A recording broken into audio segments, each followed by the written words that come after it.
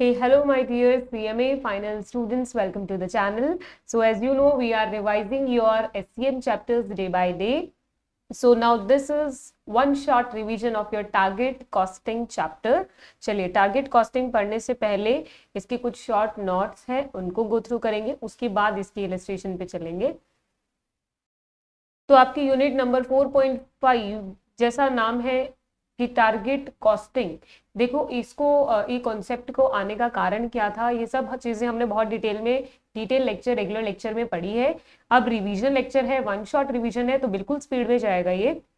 फिर भी अगर बात करें तो पहले के टाइम पे जब आप अपना सेलिंग प्राइस डिटरमाइन करते थे, ट्रेडिशनली सेलिंग प्राइस को सोचते थे कि कितने रुपए में आपका सामान जाना चाहिए, तो क्या करते थे कि सारी कॉस्ट को जोड़ देते थे, उसमें जो आप प्रॉफिट चाहते हैं वो परसेंटेज जोड़ के आप सेलिंग प्राइस तय कर लेते थे, क्योंकि तब इतना ज्यादा कॉम्पिटिशन मार्केट में नहीं था। अब आज के केस में ऐसा है कि मार्केट के हिसाब से आपको अपना प्राइस तय करना पड़ेगा, नहीं तो आप मार्केट से बाहर फेंक दिए जाओगे, क्योंकि हर जगह हर फील्ड में इतना कॉम्पिटिशन है।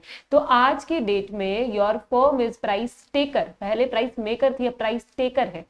मार्केट से हमको ये पता चल जाएगा कि इससे ज्यादा ऊपर हम अपना सामान सेल ही नहीं कर पाएंगे। तो सेलिंग प्राइस अगर मार्केट वाला देगा, प्रॉफिट अगर हमारी इच्छा है, तो कॉस्ट जो है वो हमें अपनी मर्जी से नहीं ले सकते, हमें उसको टारगेट सेट करना पड़ेगा। फॉर एग्जाम्पल, अभी मार्केट में आप एंटर करने वाले हैं, आप जो भी सामान सेल करने वाले हैं वो फिलहाल आपके कॉम्पिटिटर्स 100 रुपीज का सेलिंग प्राइस रख के सेल करते हैं, तो आपको भी यही लेना पड़ेगा, because you are not having any other option to charge anything above than this price. तो फिर आपने अगर 100 लिया, आप चाहते हैं कि 25 रुपीज का प्रॉफिट आप कमाएं, तो इससे आपका कॉस्ट का टारगेट आ जाएगा आपके पास में भी, कैसे भी करके आपको उस सामान को 75 रुपए में बनाना ही बनाना है। तो target costing is like reverse calculation. इसके अंदर आपके पास सेलिंग प्राइस होगा, आज तक हम सेलिंग प्राइस डिटरमाइन कर रहे थे ना कॉस्ट शीट में, जब इंटर में पढ़ते थे तब। अब it is like reverse calculation, selling price आपको मिल जाएगा, प्रॉफिट आपकी इच्छा जो डिजायर्ड प्रॉफिट होगा उसको लेस करने के बाद you will get target cost, वो निकालनी है। इसके बेसिकली स्टेप्स जो लिखवाए हैं उसके अंदर पहला स्टेप है कि selling price as per market देख लीजिए। अब वो कैसे पता लगेगा, आप सर्वे करो, आप फोरकास्टिंग यूज करो, कैसे भी मार्केट में जो प्राइस चल रहा है उसका पता लगाओ। सेकंड में आप डिटरमाइन करेंगे टारगेट कॉस्ट, वो कैसे करेंगे, आप डिजायर्ड प्रॉफिट लेस कर देंगे, जो ऊपर फॉर्मूला लिखा था, market selling price minus desired profit. तीसरे नंबर पे डिटरमाइन प्रेजेंट कॉस्ट, अभी आपकी क्या कॉस्ट लग रही है। अगर आप ऑलरेडी प्रोडक्ट बना रहे हैं और अब आप चाहते हैं कि भाई हमें मार्केट के साथ में कंपीट करना है, तो अगर अभी बना रहे हैं तो अभी क्या कॉस्ट पड़ रही है। स्टेप 2 में टारगेट कॉस्ट मिली, स्टेप 3 में एक्चुअल कॉस्ट है, तो स्टेप 4 में आप देखेंगे भाई क्या फर्क आ रहा है और आपको उस कॉस्ट को कितना कम करना है। फिर आप कम करने के लिए कुछ टेक्निक्स यूज करते हैं जो स्टेप 5 में लिखी गई है, for example value analysis, JIT, value engineering, kaizen costing, etcetera and etcetera. तो ये इसकी बेसिकली समरी थी इस चैप्टर की। आपको क्या देखना है, आप दो तरीके से क्वेश्चन आ सकते हैं, या तो आप नया प्रोडक्ट लॉन्च कर रहे हो, उसके लिए तो आपको टारगेट कॉस्ट डिटरमाइन करनी होगी, कैसे, सेलिंग प्राइस में से डिजायर्ड प्रॉफिट लेस करके। या फिर आप ऑलरेडी एक प्रोडक्ट बना रहे हैं लेकिन आपको मार्केट में कंपीट करना है, तो आप क्या करेंगे, आप टारगेट कॉस्ट निकालेंगे, आप अभी कुछ जो आपको खर्चा पड़ रहा है वो निकालेंगे, दोनों में जो फर्क है, जो गैप है, उसको रिड्यूस करने के लिए कुछ टेक्निक्स यूज करते हैं, उनका नाम मैंने अभी स्क्रीन पे लिखा हुआ है। तो इस तरीके के क्वेश्चन आएंगे। कमेंट पास करने को जब आपको क्वेश्चन लास्ट में कहता है कि do comment on the situation of the company और ऑर्गेनाइजेशन, कि वो किस तरीके से इस गैप को रिड्यूस कर सके, तो उसके अंदर जब हम नाम मेंशन करेंगे तो इन्हीं को मेंशन करेंगे। चलिए अब चलते हैं आपके मॉड्यूल के कुछ क्वेश्चंस पे, और एक दो थ्योरी का पोर्शन है, जैसे काइजन कॉस्टिंग क्या होता है ये आपको पता होना चाहिए। Let's move to your module unit number 3.5। Steps मैंने ऑलरेडी आपको लिखवा दिए। अब देखिए काइजन कॉस्टिंग के बारे में थोड़ा सा। तो काइजन शब्द जो है वो एक जापानीज टर्म है, जो आपको क्या हेल्प करता है, वो आपको कॉस्ट को रिड्यूस करने में हेल्प करता है। अब आपको टारगेट मिल गया कि आपको कॉस्ट इतनी ही लगानी है या इतने तक लेकर आनी है, और अभी आपकी कॉस्ट ज्यादा लग रही है, तो आप उसको कैसे कैसे कम करेंगे। तो एक ग्रेजुअल ऑन गोइंग रिडक्शन, जो एक कंटिन्यूअस प्रोग्राम जो आप फोकस करते हैं कि हमारा जो प्रोसेस है वो इंप्रूव हो जाए और धीरे धीरे हमारी कॉस्ट कम हो जाए, यानी कि कंटिन्यू कॉस्ट रिड्यूस करने की कोशिश करते रहना, ऐसी टेक्निक है ये आपकी काइजन कॉस्टिंग।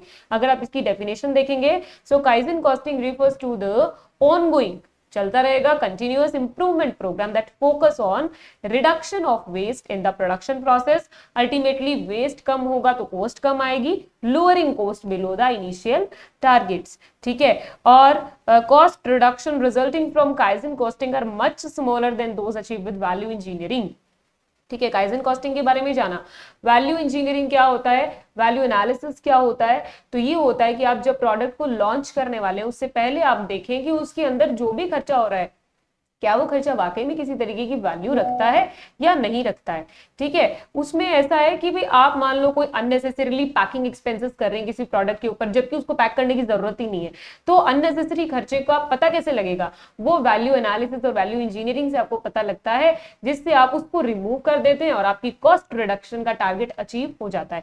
बहुत ज्यादा जानने की जरूरत नहीं है, आपके लेवल पे आपको काइजन कॉस्टिंग के बारे में इतना पता होना चाहिए, it is a technique of cost reduction and इसमें कंटिन्यू काम चलता रहता है, ठीक है। आ जाइए अपने इलस्ट्रेशंस पे। सो न्यूमेरिकल इलस्ट्रेशन करते हैं, कुछ 3 से 4 इलस्ट्रेशन मैं आपको करवा दूंगी जो आपके इसमें थोड़े से भी टफ होंगे, बाकी अगर वो 4 आप कर लेते हैं तो इजी वाले आप मैनेज कर पाएंगे इजीली। हाँ जी 35 आप आराम से कर सकते हैं, 37 मेरे साथ रीड कीजिए।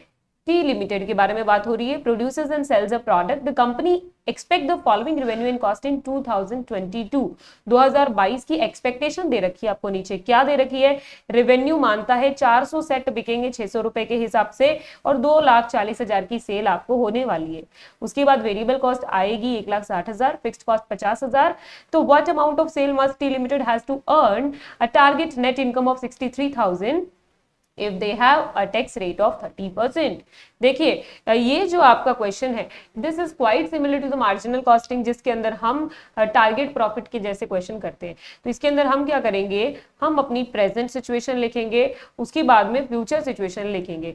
तो इसने बोला है the company expect the following revenues and cost in 2022। सबसे पहले sale 2,40,000 less variable cost, contribution आ गया लेस की फिक्स्ड कॉस्ट, प्रॉफिट आ गया और प्रॉफिट में से टैक्स लेस किया, तो अभी की सिचुएशन के अनुसार हमें 21,000 का प्रॉफिट हो रहा है। ओके और आगे क्या डिजायर कर रही है कंपनी, कंपनी ये डिजायर कर रही है कि हमको इतना कमाना है, ठीक है। अभी की सिचुएशन के हिसाब से ईयर 2022 के अंदर आपको पता है कि आपको इतना प्रॉफिट होने वाला है, लेकिन कंपनी चाहती है कि उसको प्रॉफिट हो 63,000 का। उल्टा चलेंगे कैलकुलेशन, 63,000 का प्रॉफिट और सेल तक आपको जाना है। अब 63,000 का प्रॉफिट है तो आप पहले बिफोर टैक्स निकाल सकते हैं, ये तो आफ्टर टैक्स है, ये प्रॉफिट आफ्टर टैक्स है, यानी कि 30% टैक्स निकालने के बाद है। तो 63,000 मल्टीप्लाई 100 डिवाइडेड बाय 70 करते ही आपको प्रॉफिट बिफोर टैक्स मिलेगा, उसमें आप फिक्स्ड कॉस्ट प्लस कर देंगे तो आपको कंट्रीब्यूशन मिल जाएगा। उल्टा जा रही हूं मैं, कंट्रीब्यूशन मिल जाएगा तो कंट्रीब्यूशन मिलने के बाद में आप निकाल लेंगे कि सेल कितनी होगी। कैसे निकालेंगे कि जब कंट्रीब्यूशन 80,000 था तब सेल 2,40,000 थी, तो आज जब कंट्रीब्यूशन 1,40,000 है तो सेल कितनी होगी, ठीक है। इसका कैलकुलेशन इस तरीके से हो जाएगा। Never make such kind of mistake कि आप वेरिएबल कॉस्ट को 1,60,000 ऐड कर दें, क्योंकि वेरिएबल कॉस्ट का मतलब ही यही होता है कि वो वैरी करती है सिचुएशन के साथ, इसीलिए इस पर्टिकुलर सिचुएशन में वेरिएबल कॉस्ट क्या होगी इसका अनुमान आप नहीं लगा सकते। तो इस फॉर्मूला से आपको इसका आंसर मिल जाएगा, या फिर आप पीवी रेशो की कैलकुलेशन कर सकते हैं, जैसे 33.33% आपका पीवी रेशो आएगा, उस हिसाब से भी आपको सेल मिल जाएगी 4,20,000। So that was about your illustration number 37, quite smaller and simpler it was, लेकिन स्टार्टिंग में लेने का कारण ये था कि आपको थोड़ा सा चैप्टर का वार्म अप मिल जाए, ठीक है। 38 हम नहीं कर रहे, 39 भी नहीं कर रहे, बिकॉज ये भी बहुत सिंपल रहेंगे आपको। उसके बाद 40 इलस्ट्रेशन 40 मेरे साथ रीड कीजिएगा। You the manager of a paper mill XYZ Limited, आप XYZ पेपर मिल है उसके मैनेजर है, recently come across a particular type of paper which is being sold at substantially lower rate by another company। कहानी क्या है, मैंने आपको कहा था 2 तरह के क्वेश्चन आएंगे, या तो आप नया प्रोडक्ट लॉन्च कर रहे हो या एग्जिस्टिंग प्रोडक्ट है बट मार्केट से कॉम्पिटिशन करना है। अब ये इसमें क्या हो रहा है, इसमें ऐसा हो रहा है कि आप ऑलरेडी बना रहे हो लेकिन एक और कंपनी है एबीसी लिमिटेड जो वैसा ही पेपर बहुत ही कम दाम में सेल कर रही है। तो हम क्या करेंगे, द वैल्यू चेन ऑफ और one of MT of such paper of ABC limited is follows. ये हमारी कंपीटिटर कंपनी के बारे में बात कर रहा है कि वो कैसे कैसे मार्केट में पेपर सेल करता है। तो एबीसी लिमिटेड पहले मर्चेंट को देता है, फिर मर्चेंट प्रिंटर को देता है, फिर प्रिंटर कस्टमर तक पहुंचाता है। ये हमारी वैल्यू चेन नहीं है, ये सामने वाले की वैल्यू चेन है, ठीक है। और ABC limited sells that particular paper to merchant at a rate of 30,400। जब एबीसी लिमिटेड इसको मर्चेंट को देता है तो 30,400 का देता है। ABC limited pays for freight which amounts to 600 per MT, एक फ्रेट देता है 600 रुपए का। Average sales return and allowances amounting to 4% of sale approximately equal to 1200 per metric ton. ठीक है, दो खर्चे बताए इसने, किसके बताए, हमारे नहीं बताए, एबीसी लिमिटेड के बताए। एबीसी लिमिटेड के खर्चे हैं फ्रेट 600 पर मेट्रिक टन और 1200 का रिटर्न हो जाता है, ठीक है। The value chain of your company through which paper reach the ultimate customer similar to that of ABC limited, यानी कि अगर हमारी चेन और एबीसी लिमिटेड की चेन सेम है तो इसका मतलब ये दो खर्चे तो हमको भी आएंगे, ठीक है, आपको भी आएंगे ये दो खर्चे। तो आप एक जगह पे लिख लीजिए कि भाई एक 600 का खर्चा आएगा, एक 1200 का खर्चा आएगा। उसके बाद however your mill does not sell directly to the merchant, हम मर्चेंट को सीधा नहीं देते। The latter receive the paper from a huge distribution centre maintain by the company at Haryana, यानी हमारी वैल्यू चेन में एक इंसान और आ गया बीच में। एबीसी लिमिटेड और मर्चेंट डायरेक्ट एक दूसरे से कनेक्टेड थे, बट हमारी चेन जो XYZ है इसमें पहले डिस्ट्रीब्यूशन सेंटर आता है, उसके बाद मर्चेंट आता है, यानी हमारे केस में वो खर्चा तो लगेगा ही लगेगा जो एबीसी का लग रहा था, थोड़ा कुछ एक्स्ट्रा भी लग जाएगा। क्या एक्स्ट्रा लगेगा, चलिए इसमें पढ़ते हैं। तो कहता है shipment cost from mill to distribution centre amounting to 200 rupees, तो ये 200 रुपए हमारे एक्स्ट्रा लग रहे हैं। फिर while operating cost in distribution center have been estimated to be 125 पर मेम्टी। अब डिस्ट्रीब्यूशन सेंटर पे कुछ एक और खर्चा है जो हमारा ही एक्स्ट्रा लग रहा है, एबीसी लिमिटेड का नहीं था, पर हमें हमारी कॉस्ट और टारगेट प्रॉफिट निकालना होगा या टारगेट कॉस्ट निकालनी होगी, तो हम हमारी कैलकुलेशन में इन चारों को ले लेंगे। Return on investment required by distribution centre for investment made amounting to 120 rupees, return यानी प्रॉफिट दे रखा है, कॉस्ट आपको अभी जितनी लग रही है वो भी दे रखी है, ठीक है। क्या निकालने को बोला है, you are required to compute the mill manufacturing target cost. सबसे बड़ी बात इसने बोला कि मिल को बनाने में क्या टारगेट कॉस्ट रखनी है। मिल की दो तरह की कॉस्ट आ रही है, एक तो सामान बनाने की, एक सामान के अलावा मतलब पहुंचाने की, सामान को कस्टमर तक पहुंचाने की कॉस्ट। तो अगर मैं इस क्वेश्चन में कॉस्ट के दो हिस्से कर दूं तो एक तो कह दूं मैन्युफैक्चरिंग, एक क्या बोल दूं अदर देन मैन्युफैक्चरिंग। क्या मुझे अदर देन मैन्युफैक्चरिंग पता है, बिल्कुल पता है, 600, 1200, 200 और 125 ये मुझे पता है अदर देन मैन्युफैक्चरिंग कॉस्ट। मुझे प्रॉफिट भी पता है और मुझे सेलिंग प्राइस भी पता है, ठीक है। सेलिंग प्राइस कैसे पता है, सेलिंग प्राइस एबीसी का दिया हुआ है, वही आपकी कंपनी के अकॉर्डिंग आपको लेना है। तो अब देखना, बिना कोई फॉर्मेट देखे, बिना किसी चीज का रट्टा लगाए, सेलिंग प्राइस सेल्स में से आप माइनस कर देंगे किसको, आप माइनस कर देंगे प्रॉफिट को। तो आपके पास में क्या आ जाएगा, सेल्स में से जब आप डिजायर्ड प्रॉफिट को लेस कर देते हैं तो आपको मिलेगी कॉस्ट, ठीक है। डिजायर्ड कॉस्ट कह दूं या टारगेट कॉस्ट कह दूं, लेकिन ये मिलेगी टोटल वाली। तो मैं यहां पे लिख देती हूं कि टोटल टारगेट कॉस्ट। अब इस टोटल टारगेट कॉस्ट के दो हिस्से, मैन्युफैक्चरिंग और अदर देन मैन्युफैक्चरिंग। मुझे निकालनी है टारगेट मैन्युफैक्चरिंग कॉस्ट, तो अदर देन मैन्युफैक्चरिंग वाली मैं लेस कर दूं, अदर देन मैन्युफैक्चरिंग कॉस्ट में लेस कर दूं तो क्या मुझे टारगेट मैन्युफैक्चरिंग कॉस्ट मिल जाएगी या नहीं मिलेगी, बिल्कुल मिल जाएगी। यही करना है आपको। आपको प्राइस पता है 30,400, ठीक है, ये आपको पता है 30,400, इसमें आपको प्रॉफिट लेस करना है। तो एक प्रॉफिट तो किसका डिसाइड किया था, ये वाला तो डिस्ट्रीब्यूशन सेंटर की इच्छा है कि 120 का प्रॉफिट तो वो कमाए, हम भी तो कुछ प्रॉफिट कमाना चाहते होंगे। हमारा प्रॉफिट क्या है, तो ये देखिए ये आपकी कंपनी भी डिजायर करती है, तो यानी कि बीच में दो तरह के प्रॉफिट आते हैं, एक तो डिस्ट्रीब्यूशन सेंटर। अब डिस्ट्रीब्यूशन सेंटर का सहारा ले रहे हो तो उसको प्रॉफिट भी देना पड़ेगा। एक प्रॉफिट ये इसका, एक हमारी कंपनी का, तो इसको माइनस करने के बाद टोटल टारगेट कॉस्ट आएगी। अदर देन मैन्युफैक्चरिंग कॉस्ट कौन कौन सी थी, एक तो आपकी 1200 थी, एक 600 थी, एक 200 थी और 125 थी। ये सब लेस करने के बाद आपको टारगेट मैन्युफैक्चरिंग कॉस्ट मिल जाएगी, जो आपका आंसर परफेक्टली सही आना चाहिए। आंसर क्या आता है वो मुझे कमेंट बॉक्स में जरूर बताना। अब ये आंसर आने के बाद, ये मिलने के बाद वो है टारगेट कॉस्ट ऑफ मिल। अब इसको प्रेजेंट करने का तरीका देख लीजिए, इसको इंस्टीट्यूट ने आपके कैसे प्रेजेंट किया है। सबसे पहले सेलिंग प्राइस लिखा गया, उसके बाद में सेलिंग के बाद के पोस्ट सेल एक्सपेंसेस लिखे गए जो 600 और 1200 थे। उसके बाद नेट सेलिंग प्राइस मिला, उसमें सबसे पहले कंपनी की एक्सपेक्टेशन माइनस की और फिर डिस्ट्रीब्यूशन सेंटर के एक्सपेंडिचर और एक्सपेक्टेशन माइनस किए गए, लास्ट में टारगेट मैन्युफैक्चरिंग कॉस्ट आ गया। आप प्रेजेंट चाहे कैसे भी करें, आपका आंसर सही आना चाहिए और गिवन फॉर्मेट यही होना चाहिए, that sales minus profit and other than manufacturing cost, then you will get the manufacturing target cost. That's it about this illustration number 40. Okay, next 41 easy है, ये आप कर पाएंगे। उसके बाद 42 के बारे में बात करते हैं। K and Company manufactures and sells 15,000 units of a product. एक कंपनी है, बनाती है और सेल करती है 15,000 unit of a product. Full cost per unit is 200 rupees. Company has fixed its price so as to earn to 20% rate on investment on 18 lakh. देखिए क्या क्या हो रहा है। हम मानते हैं 15,000 यूनिट हम बनाएंगे और 15,000 यूनिट हम सेल करेंगे। फुल कॉस्ट जो हमें पड़ती है वो 200 रुपए पड़ती है। कंपनी हमेशा कोशिश करती है कि 20% रिटर्न ऑन इन्वेस्टमेंट कमाए और इन्वेस्टमेंट है 18 लाख। ठीक है, नो डाउट।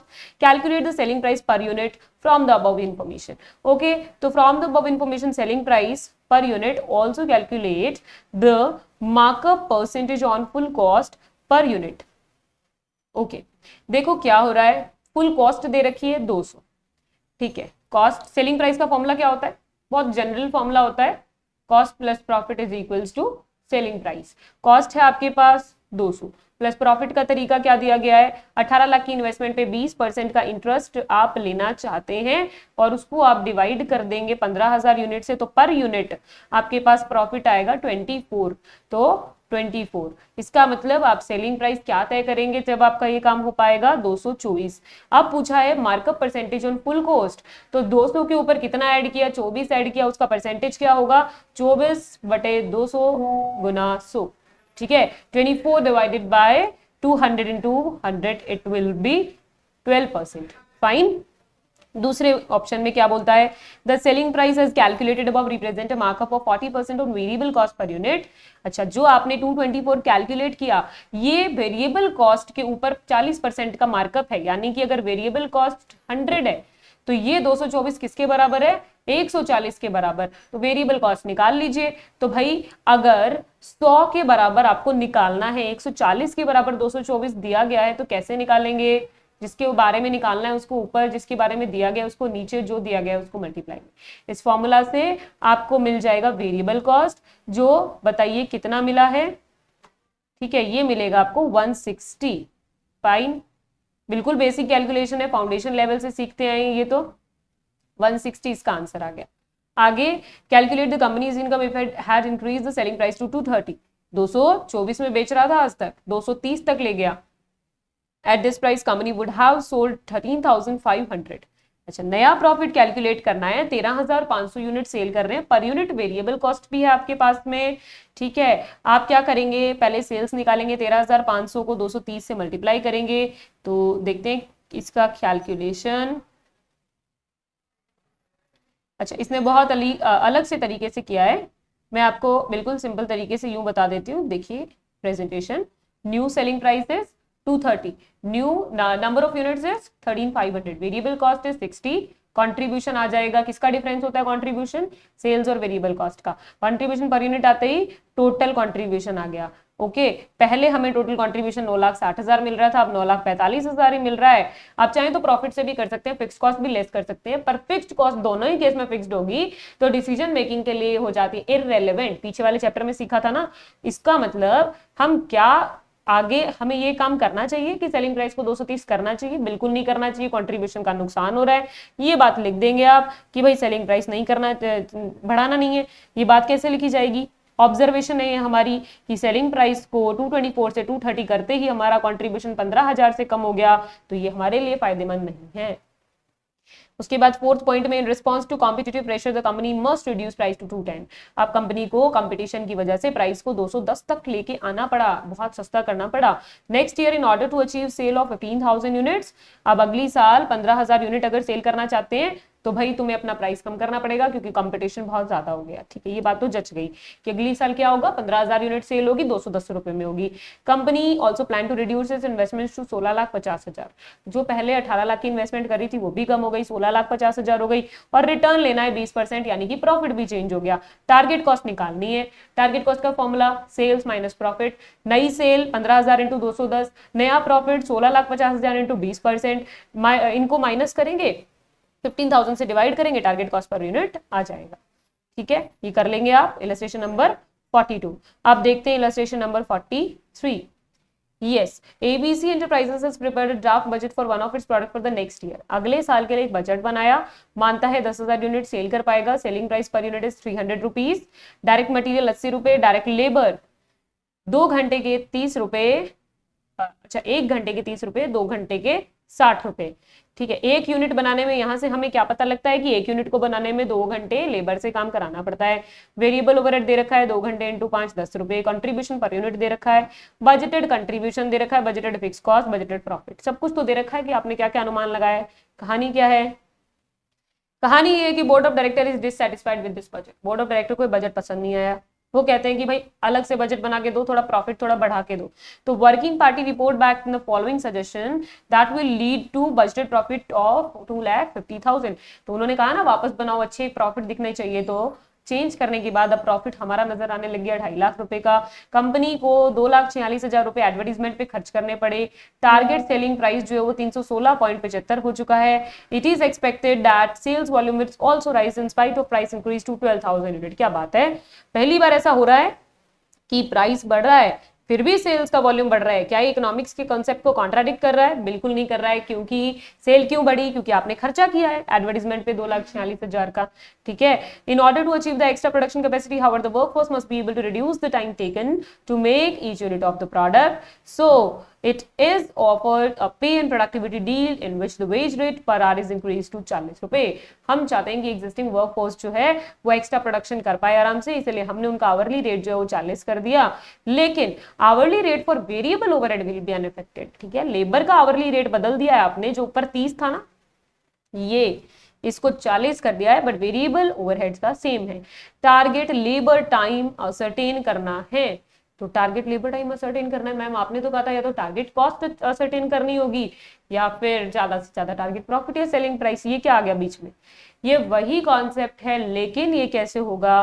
तो ये कॉन्सेप्ट आपका होगा, आपको करना है इसको एक्स लेके बीच में मिसिंग फिगर की तरह, जैसे हम नहीं कर देते थे इंटर में मार्जिनल के क्वेश्चन करते करते उसने कहीं पे हमें मिसिंग फिगर दे देता था, या स्टैंडर्ड के क्वेश्चन करते करते कहीं पे selling price per unit missing कर देता था। ऐसे ही इसने आपको ये मिस करके दे दिया यहाँ पे कि नंबर ऑफ आवर क्या होंगे, हम उसको एक्स लेके कर लेंगे। ठीक है, तो चलिए शुरू करते हैं। 3 चीजें बनाने को बोला है, total conversion cost statement, number of hours and target reduction in labour time. सबसे पहले total conversion cost per unit. अच्छा बताइए कन्वर्जन कॉस्ट क्या होता है? तो अगर आपने कन्वर्जन कॉस्ट के बारे में हमेशा से पढ़ा है तो मैं बता दूं आपको, लेबर की कॉस्ट और फैक्ट्री के overheads are known as conversion cost. तो यहाँ पे आप लिखेंगे कन्वर्जन कॉस्ट। तो इस नई सिचुएशन के अनुसार लेबर और वेरिएबल ओवरहेड का टोटल क्या होगा, उसके लिए मुझे रिवर्स कैलकुलेशन करनी पड़ेगी। तो रिवर्स कैलकुलेशन क्या होता है, आपको जाना है कंट्रीब्यूशन तक, और कंट्रीब्यूशन याद कीजिए सेल्स माइनस वेरिएबल कॉस्ट होता है कंट्रीब्यूशन। हमको चाहिए ये वाली वेरिएबल कॉस्ट, तो हम क्या करेंगे, सेल्स माइनस कंट्रीब्यूशन कर देंगे तो हमें वेरिएबल कॉस्ट मिल जाएगी। वेरिएबल कॉस्ट में से मटेरियल हटा देंगे तो लेबर और वेरिएबल ओवरहेड का टोटल मिल जाएगा। गौर से सुनिएगा, नहीं समझ आया तो एक बार रिवर्स करके वापस सुनिएगा। तो अब कंट्रीब्यूशन कैसे लाऊं? कंट्रीब्यूशन का दूसरा फॉर्मूला होता है fixed cost plus target profit. चलिए इससे करिए। टारगेट प्रॉफिट 2.5 लाख है नई वाली सिचुएशन में। नई वाली सिचुएशन में फिक्स कॉस्ट क्या होगी, तो जो पहले लग रही थी वो तो होगी 14 लाख। तो एक नया खर्चा आप एडवर्टीजमेंट कर रहे हो जिसपे आप लगा रहे हो 2,46,000, वो और हो जाएगा। तो total fix cost 16,46,000, total contribution 18,96,000। ठीक है, कितनी नंबर ऑफ यूनिट सेल होने वाली है? 12,000। Contribution per unit 158। क्या कहा था मैंने, सेलिंग प्राइस में से कंट्रीब्यूशन को लेस कर दो, आपको मिल जाएगा वेरिएबल कॉस्ट। तो टारगेट वेरिएबल कॉस्ट निकालने के लिए सेलिंग प्राइस है इतना, इन दोनों का डिफरेंस आपने लिया, आपको मिल गया इतना। इसमें से मटेरियल हटा दो, बाकी की कन्वर्जन कॉस्ट ही होगी। तो मटेरियल का खर्चा कितना था? 80 रुपीज पर यूनिट, वो आपने रिमूव कर दिया, तो you will get target variable conversion cost, sorry target conversion cost per unit आपको मिल गया। पहले में ये स्टेटमेंट बनाने को बोला था, ठीक है। उसके बाद सेकंड नंबर पे क्या बनाना है, तो हमको वो नंबर ऑफ आवर्स निकालने थे। चलिए नंबर ऑफ आवर्स निकालने के लिए x लेंगे, तो हम नया वाला सिचुएशन के हिसाब से सारी कैलकुलेशन करते हैं। नई वाली सिचुएशन के हिसाब से टोटल सेल कितनी है, 12,000 यूनिट है, 316.75 के हिसाब से 3801000 is the new sale. New profit और टारगेट प्रॉफिट इज 2,50,000। अब करना क्या है, सब कुछ लेस करके एक फॉर्मेट बना लो, सेम मार्जिनल कॉस्टिंग का फॉर्मेट, x की वैल्यू बैलेंसिंग फिगर से मिल जाएगी। सेल्स लिख दी मैंने, लेस किया वेरिएबल कॉस्ट। हाँ जी, मटेरियल आपने लिया 12,000 यूनिट के हिसाब से, 80 रुपीज पर यूनिट था, तो 9,60,000 आपने मटेरियल लिख दिया। उसके बाद लेबर, घंटे आपको पता नहीं, घंटे आपने x ले लिए। न्यू रेट इज 40, यहाँ पे लिखा था ना, ये देखो नई रेट है 40 रुपीज। उसके बाद में वेरिएबल ओवरहेड का क्या होगा, तो वेरिएबल ओवरहेड का कोई चेंज करना नहीं था, इसीलिए वो 5 ही पड़ा है, तो 5x कर दिया आपने वेरिएबल ओवरहेड का। फिर x क्यों, क्योंकि घंटे जो थे वो दोनों में सेम थे, याद कीजिए ऊपर 2 and 2, तो यानी x तो दोनों में सेम ही रहेगा, सिर्फ रेट जो है वो डायरेक्ट लेबर का बदलना था, वेरिएबल ओवरहेड का बदलना नहीं था। इसने खुद कहा था, ये देखो अनअफेक्टेड, तो अनअफेक्टेड है तो फिर पहले वाला ले लिया 5x, डन। फिर कंट्रीब्यूशन, तो कंट्रीब्यूशन आपको पता है क्या, हाँ बिल्कुल पता है, अभी तो निकाला था, ये रहा, इस स्टेटमेंट में निकाला था ना कंट्रीब्यूशन, उठा के लिख दो वहां पे कंट्रीब्यूशन। फिक्स्ड कॉस्ट पता है क्या, बिल्कुल फिक्स्ड कॉस्ट भी पता है, वो लेस कर दी, प्रॉफिट भी पता है, तो क्या इस लंबी सी स्टेटमेंट से बैलेंसिंग फिगर x नहीं आ सकता है क्या, बिल्कुल आ सकता है। 21,000 आपका x आया। अब आपने जो 21,000 आवर्स निकाले हैं, ये कितनी यूनिट को बनाने में लग रहे हैं, तो ये 21,000 घंटे हमें 12,000 यूनिट को बनाने में लग रहे हैं, तो एक यूनिट के कितने हुए, 1.75 आर पर यूनिट। एक बार रिपीट कर दूं क्या किया है, सबसे पहले मैंने एक स्टेटमेंट बनाई थी, उस स्टेटमेंट से ये पता लगाया था कि कन्वर्जन कॉस्ट पर यूनिट क्या होगी। उसी स्टेटमेंट से मुझे ये भी पता चला था कि आगे आने वाली सिचुएशन का कॉन्ट्रीब्यूशन कितना है।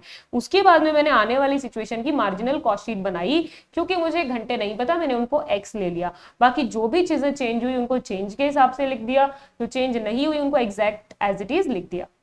उसकी वजह से मुझे बैलेंसिंग फिगर से घंटे मिल गए, उनको पर यूनिट में कन्वर्ट कर दिया। तीसरे केस में कहता है target reduction in labour time, तो भाई तुम्हारा लेबर टाइम में क्या रिडक्शन हुआ, तो आज तक तुम्हारा लेबर 2 घंटे ले रहा था, अब वो लेने कितने हैं, आपने बोला 1.75 लेने हैं, तो भाई लेबर थोड़ा जल्दी काम करो, जल्दी हाथ चलाओ, 0.25 आवर पर यूनिट तुमको बचाना ही होगा समय। This was all about your illustration number 43, 44 and 45 are quite easy. Let's come to illustration number 46. Okay, this is the last one. S Limited has sales of 2 lakh units at a price of 100 rupees per unit and profit of 70 lakh in the current year. Current year में क्या हो रहा है, 2 lakh unit है, 100 रुपए के हिसाब से प्रॉफिट होता है 70 लाख का। Due to stiff competition next year company is reduced its price to 3%। अच्छा, अगले साल क्या होने वाला है, reduce its price of product at the rate 3%। अगली साल आप प्राइस को 3% से घटाने वाले हैं to achieve the same target volume, मतलब कि उतना 2 लाख यूनिट को सेल करने के लिए अगली साल जो प्राइस है वो 100 रुपए से घटा के 97 रुपए करना पड़ेगा। The cost and structure, direct material, direct wages, variable factory overhead, fixed overhead, total cost, ये तो सब दे दिया। आगे कहता है to achieve the target cost to maintain the same profit company is evaluating to propose a reduced labour cost and fixed factory overhead. Company चाहती है कि टारगेट कॉस्ट को मेंटेन करने के लिए वो लेबर कॉस्ट को कम करे और फिक्स फैक्ट्री ओवरहेड कॉस्ट को कम करे। Vendor supplying the machine suitable for companies operation has offered an advance technology. भाई एक वेंडर आया, हमारे लिए एक स्पेशल मशीन बताया उसने, सेमी ऑटोमेटिक मशीन है, 10 लाख रुपए लगेंगे उसको आज replacement of old machine worth rupees 3 lakh. जो ओल्ड मशीन, पुरानी मशीन हमारे यहाँ पे 3 लाख की लगी हुई थी, उसको कह रहा है रिप्लेस कर दो, 10 लाख की मशीन ले आओ। जरा बताना किस चीज का फर्क पड़ेगा, कॉस्ट ज्यादा होगी या कम होगी, होगी तो ज्यादा, क्योंकि आज तक 3 लाख पे डेप्रिसिएशन लग रहा था, अब 10 लाख पे लगेगा, ठीक है, इतना ध्यान रखना। फिर vendor is agreeable to take back the old machine at 1 lakh only, तो पुरानी मशीन को वो 1 लाख में लेके जाना चाहता है, ठीक है। Company's policy is to charge depreciation at 15% on WDV, depreciation की बात हुई थी, रेट दे रखी है। Maintenance charge of existing machine is 1 lakh rupees per annum, अभी जो मशीन काम कर रहे हैं वो 1 लाख रुपए का उसका वो क्या है, मेंटेनेंस चार्ज है। नई मशीन का तो 2 साल तक वारंटी में आएगी तो लगेगा ही नहीं, यानी एक सेविंग है ये भी। और there are 7 supervisor salary is 1.5 lakh per annum. अच्छा 7 सुपरवाइजर है जिनकी सैलरी है 1.5 लाख रुपए हर साल का, तो उनकी क्या हो गया, उनके बारे में कुछ नहीं लिखा। अच्छा अभी नहीं लिखा है, आगे लिखेगा। The new machine having conveyor belt is expected to help in cost cutting। नई मशीन कॉस्ट कटिंग करवाएगी, आपकी हेल्प करेगी कट करने में। कैसे? Productivity of worker increase by 10%। Worker की प्रोडक्टिविटी 10% से बढ़ जाएगी। मटेरियल वेस्टेज 5% से कम हो जाएगा। सुपरवाइजर की जरूरत ही नहीं पड़ेगी, चलो उनकी पूरी की पूरी सैलरी बचा देगा। Saving in packing cost, packing की कॉस्ट बचेगी 1 लाख से। कॉस्ट ऑफ कैपिटल 15% है। आप बताइए कितने सुपरवाइजर रिमूव करें? ये तो वही बात हो गई, कितने आदमी थे टाइप, कितने सुपरवाइजर रिमूव किए जाए। तो ये भी एक्स से करना पड़ेगा क्योंकि बीच की कोई इंफॉर्मेशन मिसिंग है। सबसे पहले हमें इसमें ढूंढना पड़ेगा कि कौन कौन से तो खर्चे बढ़ रहे हैं और कहाँ कहाँ पे सेविंग हो रही है, उसके बाद हो पाएगा। तो इसने बोला है, तो इसके अंदर सेविंग क्या क्या हो रही है, देखो लाइन से शुरू से ऊपर से देखते हैं। प्रोडक्टिविटी 10% से बढ़ जाएगी वर्कर की, यानी कि अगर हम पहले उन्हें 40 लाख रुपए पे कर रहे थे, 40 लाख रुपीज अगर पे कर रहे थे, तो अब उनकी प्रोडक्टिविटी इंक्रीज हो गई है, अब हम उनको कम पे करेंगे यानी कि into 100 डिवाइडेड बाय 110। याद कीजिए इंटर में एफिशिएंसी इंक्रीज होती थी, प्रोडक्टिविटी इंक्रीज होती थी, तो into 100 divided by 100 plus rate किया करते थे। अब केवल इतना ही देना पड़ेगा। तो कितना सेव किया आपने? 3.64 लाख सेव कर लिया है पहले पॉइंट से। दूसरे में क्या हुआ? मटेरियल की वेस्टेज कम हो गई, तो मटेरियल कॉस्ट 5% से कम हो जाएगी। 50 है, 5% से कम होगी, यानी 2.5 लाख सेव किए मटेरियल कॉस्ट में। फिर कहता है सुपरवाइजर को हटाना है, उसको हमको पता ही नहीं है, तो बैलेंसिंग फिगर से आएगा।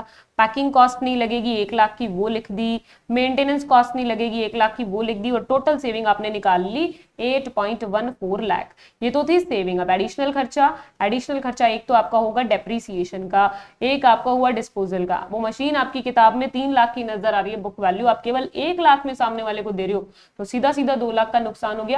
जैसे loss on sale of machinery होता था, वैसे ही loss on disposal of machinery मान लीजिए, ठीक है। डेप्रिसिएशन का डिफरेंस तो 10 लाख पे लगेगा, पहले 3 लाख पे लग रहा था, तो 15% के हिसाब से इतना डेप्रिसिएशन एक्स्ट्रा लगेगा। तीसरा, आपका पैसा ब्लॉक हो रहा है, आप 10 लाख रुपए मशीन में ब्लॉक कर रहे हैं, तो उसके ऊपर जो अपॉर्चुनिटी कॉस्ट है, जो ब्याज है, वो भी एक तरीके का एक्स्ट्रा खर्चा हो गया। ये हो गया, तो टोटल एडिशनल कॉस्ट आई 4.55 लाख। आपने निकाली सेविंग, आपने निकाली एडिशनल कॉस्ट, तो नेट क्या हो रहा है? तो देखो आपका इस नए वाले जो भी प्रपोजल है ये सेमी ऑटोमेटिक मशीन का, इससे सेविंग हो रही है 8.14 लाख की, इससे एक्स्ट्रा खर्चा आ रहा है 4.55 लाख। नेट क्या पड़ रहा है? नेट हमको इतने की सेविंग ही हो रही है। ओके, ये तो आपको हो रही है सेविंग। अब आपको देखना है कि आपको कॉस्ट रिड्यूस करनी कितनी थी और इससे कितनी हो गई। तो हमको कितनी कॉस्ट रिड्यूस करनी थी? इसने बोला था कि आप करने वाले हैं 3%। Company has to reduce its price of product at the rate 3%। तो जो आप कितने में दे रहे थे आप पहले 100 रुपीज के हिसाब से 2 लाख। टोटल सेल कितनी है आपकी? Original sale is 2 lakh multiply 100, यानी कह दूं 200 लाख। इसका आप कम करेंगे 3%। ये 3% अब आपको कम मिलेगा, तो इतनी अमाउंट से मुझे कॉस्ट कम करनी होगी। बात तो एक ही है ना भाई, प्रॉफिट तो मैं कम करना बिल्कुल बर्दाश्त नहीं करूंगी। तो अब मेरे को ये जो प्राइस में जो कमी है उसको पूरा कैसे करना है? कॉस्ट कम कर दो तो पूरी हो जाएगी, फिर प्रॉफिट उतना ही रह जाएगा। तो 6 लाख से मुझे कॉस्ट घटानी है, और अभी तक मैंने जो भी इसमें एडजस्टमेंट करी है उसने मेरी केवल 3.59 लाख से घटाने की हेल्प की है। तो कितना कम रह गया? बाकी का कैसे करोगे? सुपरवाइजर को बाहर निकाल के। तो कितना कम रह गया? कम रह गया है हमारे पास में 2.41 लाख। ये कैसे पूरा होगा? सुपरवाइजर बाहर निकाल दो। एक सुपरवाइजर को कितना देते हैं आप एक सुपरवाइजर को 1.5 लाख रुपया देते हैं, और आप कितने सुपरवाइजर बाहर निकाल देंगे? तो इसको जब आप 1.5 लाख के हिसाब से डिवाइड करेंगे तो नंबर ऑफ सुपरवाइजर आएगा 1.61। अब क्या एक पूरे सुपरवाइजर को और एक आधे सुपरवाइजर को बाहर निकालना संभव है? बिल्कुल नहीं है। तो 2 सुपरवाइजर को आप बाहर निकाल देंगे तो आपका डिजायर्ड कॉस्ट रिडक्शन अचीव हो जाएगा। देखो बहुत इंपॉर्टेंट क्वेश्चन था ये लास्ट वाला, बिल्कुल मार्क कीजिएगा। कंसेप्ट में किसी भी तरह की प्रॉब्लम हो या कुछ भी पूछना हो तो आप कमेंट में वापस डाल दीजिएगा। Okay, that's it for this video. In this video, we have completed your target costing along with your illustration of the module and along with the short notes. अगर ये वीडियो अच्छी लगे तो कमेंट में लिखना कि अगला चैप्टर कौन सा करवाना है। See you in the next video. Thank you.